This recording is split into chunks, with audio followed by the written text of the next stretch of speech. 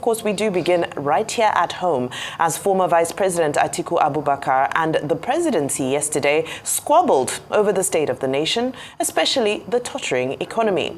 Atiku, the People's Democratic Party 2023 presidential candidate, who took a swipe at President Bola Tinubu's leadership, advising him to eat the humble pie and adopt some of the policies in his manifesto in order to turn around the economy for good. Well, on subsidy removal, Atiku pointed out that he had always advocated for the removal of subsidy on petrol because its administration had been mildly put opaque, with so much scope for arbitrariness and corruption. He stated that he would have adopted a gradualist approach in the implementation of the subsidy reforms, highlighting that subsidies would not have been removed suddenly and completely. However, the presidency in a statement maintained that if Atiku had won the presidential poll last year, Nigeria would have been worse for it. It explained that Tinubu inherited a country with a myriad of grave challenges, adding that in the over 1 year of the Tinubu administration, it has succeeded in correcting past mistakes made by President Olusegun Obasanjo, under whom Atiku served as vice president from 1999 to 2007. Well, we see diverging views on the management of the economy there. Of course, the state of the economy leaves a lot to be desired. Rufai, your take on this? So when you check the manifesto of most of the candidates, all of them said they were going to pull out subsidy. You know, the problem has never been the contention about pulling out subsidy. It has always been, how was it going to be done? President Tinubu came day one and said, subsidy go. You don't do that. You need to be able to show us the empiricals. I keep saying that. Okay, what is the transparency level? What are we even paying in subsidy? What's the corruption that is going on in NNPC? Till today, we've not had a forensic audit of the NNPC. We have not known what is going down as regards transparency level in NNPC today. That's why some of us have argued largely that if we shun corruption, you can still be able to shoulder those burdens on the people, the subsidy burdens. So you have not cleared all of that. You've not cleared all of those encumbrances. Then the next thing you do is just to announce subsidy gone. And the next thing, you lie to people all through the year. Until recently, the NNPC accept that, oh, we're paying about 100 and something in subsidy. Now it's finally gone. But petrol prices are still going up. So we don't even know what's going on. So that's what we are saying. A lot of people have touted the face removal. Secondly, he was talking about the forex management regime. He said managed float. Nigeria has always been doing managed floats for a very long time. In fact, even when we had the second foreign exchange market system in '86, it was still a form of managed floats. We've tried a myriad of ways, between Dutch auction system, everything is centered around the managed floats.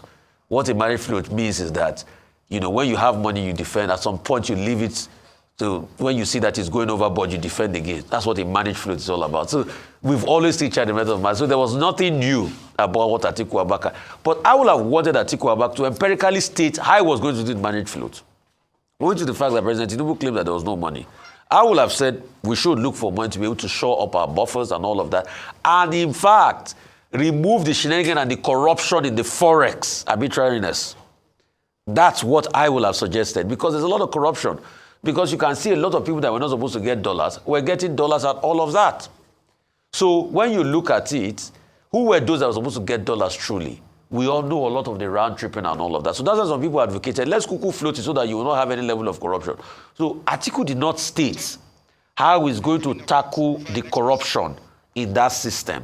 So for me, Atiku's views too were not empirical enough. It's not just saying, no, I will have done the management and everything. Show us precept by precept. How are you going to go against the people that are, circumventing the dollar because, there's an arbitrage opportunity and all of that? Those are the questions we really need to ask. So his views were not detailed for me. President Tinubu too has not done a lot. So we need more debate like that. And the other candidate, where the likes of Kwankwaso and everybody and Obi, they should join the debate and give us a blueprint of what they will have been able to do too as regards the situation. Because it's on ground and it affects all of us. Robust debate. We're here for it and we support it. Dr. Abati, good morning. Good morning. Your good to take see on you. this. Doctor. Great to see you. Well, welcome back. Doctor. You were in Saudi Arabia. Doctor. Abroad. Okureta, I miss you. Well, going to Saudi Arabia on our behalf has implications. But now straight to business. Now, the main story is the Waziri Adamawa Atiku Abubakar saying that he would have done better, and the presidency saying that he doesn't know what he's talking about. Well, one of the challenges we face in this country is that we run a presidential system of government. a presidential system in which, in our own context, the winner takes it all. And the winner pretends to be a monarch and pretends to, be the supreme authority, even if the 1999 Constitution is defective in the regard that it makes the president the supreme authority. The thing about presidential democracy is also that, once you win, you win. And what Nigerians are dealing with right now is the fact that we are not in a parliamentary system. We're running a presidential system. And once you make your choice, you live with it. Now, my first message to Waziri Atiku Abubakar is that the same manifesto that is asking President Tinubu to return to was the same manifesto with which he engaged Nigerians in 2023. And Nigerians voted for the Emilokon manifesto. So the thing about presidential democracy is that, okay, you have voted for you have made your choice, live with that choice. It may sound very, extreme, but that is the reality. However, Waziri Adamawa has now intervened, acting like an opposition leader, and we keep calling for opposition politics. It's not part of the structure of our political choice. But he says, this is my manifesto. And he says, more or less, that the Tinubu administration is not doing well. He's riding on the wave of populism because there are many Nigerians who share that view that the people from Lagos and the city boy, their leader, is just not getting it right. And then he says in his own manifesto, this is what he will have done with fiscal reform. 2, he will have led by example. When he says he will have led by example, is he saying he will not change aircraft or he will not travel in a long convoy? He was not specific in that regard. He said he will have adopted a gradualist approach to the removal of fuel subsidy. How? The devil is in the details. He said, for example, that he will have dealt with corruption, with the opaqueness of NNPC and all of that. Well, look, some of these things that opposition leaders say are better said than done. I think the big issue is not Atiku Abubakar saying I will have done better. He will have to wait till 2027. The big issue is not the presidency saying, what is he talking about? Nigerians choose us.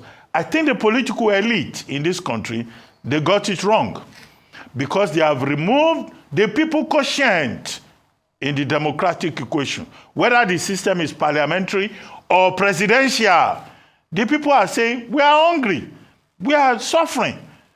The responsibility, whether it's Atiku Abubakar that has the better manifesto or it is Bola Tinubu that has the better manifesto, is for the people of Nigeria to say that under this president, we are doing well. There's a Yoruba saying, but I don't like to speak,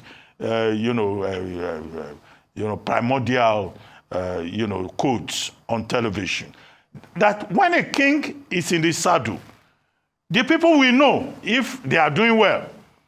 The truth of the matter is that the people of Nigeria are saying that they are groaning, they are suffering under President Bola Ahmed Tinubu. That's the basic content that we can hang on to. But as for Atiku Abubakar saying, I will have done better. Okay, what do you expect him to say? But in 2023, the people, whether they made a choice or they were rigged to make a choice, this is where we are at this moment. The question is, and that should be the responsibility of the opposition, is to come up with ideas about how this country can be moved forward. If we say the people from Lagos are too dumb and too dependent on IMF and World Bank, and they just do textbook governance, okay, what ideas do we have that we can tell them so that we can expose their stupidity in the expectation that the Jagaban of Lagos, the city boy of Lagos, we also realize that this enterprise is not about him alone and his boys. It's about all of us. And we have a duty to rescue this country, to salvage this country. That, for me, is the main subject. All right. Thank you so much for that take. I think we're all in agreement. When you hear the statement that I would have done better, it reminds me of a football game, because they often say the best footballers are sitting at home on their couches with remote controls in their hands, because when you're on the sidelines, it's always easier to critique what's happening on the pitch. However, of course, we love the spirit of robust debate, the spirit of injecting ideas and conversation to make sure we hold this administration and any administration accountable. That's very welcome. Now, when you dissect all that was said, it's information that we've had before. Of course, not just in the manifesto of Atiku Abubakar, but throughout this administration, he's been consistently vocal and contributed to the discourse around the economic management. However, one thing really stuck out to me, which I think is a conversation that should be brought to the front burner, which is around the issue of subsidy. So, of course, he said that he preferred his own, he had his own blueprint as to what he would do with the saving from subsidy removal. Now, this administration over the past couple of weeks has made a lot of noise and fanfare about the fact that the market is now fully deregulated, subsidy is gone. So now the conversation is, what is being done with the money from fuel subsidy? That's what we want to know, because we've heard so much about the moanings and groanings, the corruption, the this and this around subsidy. But now it's time for this administration to step forward and tell us that this is how much we have saved since the economy is now fully deregulated. The oil and gas economy is now fully deregulated. And this is what we have done with the saving over the past, I believe it's now 1 month since they have declared that subsidy is officially gone. So in that 1 month, where has the money gone? Now, the other conversation was around gradualism, which I've always been a great advocate for, because there is no extreme measure, economic measure, that is done overnight in one fell swoop, in just the click of a finger like this. It is not done anywhere. However, this is where we find ourselves in. Sometimes policies are correct, but our implementation makes them incorrect. In this case, we have seen that the implementation of the removal of fuel subsidy, the implementation of cost-reflective electricity tariffs, floating of the exchange rate, all virtually overnight, has caused economic chaos. So I certainly do support the concept and the economic principle of gradualism. I believe he used the example of Malaysia in 2022 and Indonesia 2022-2023. I always speak about Chile. So there are some things to be taken away from the discussion. However, I do hope that the debate can continue in a healthy and constructive way.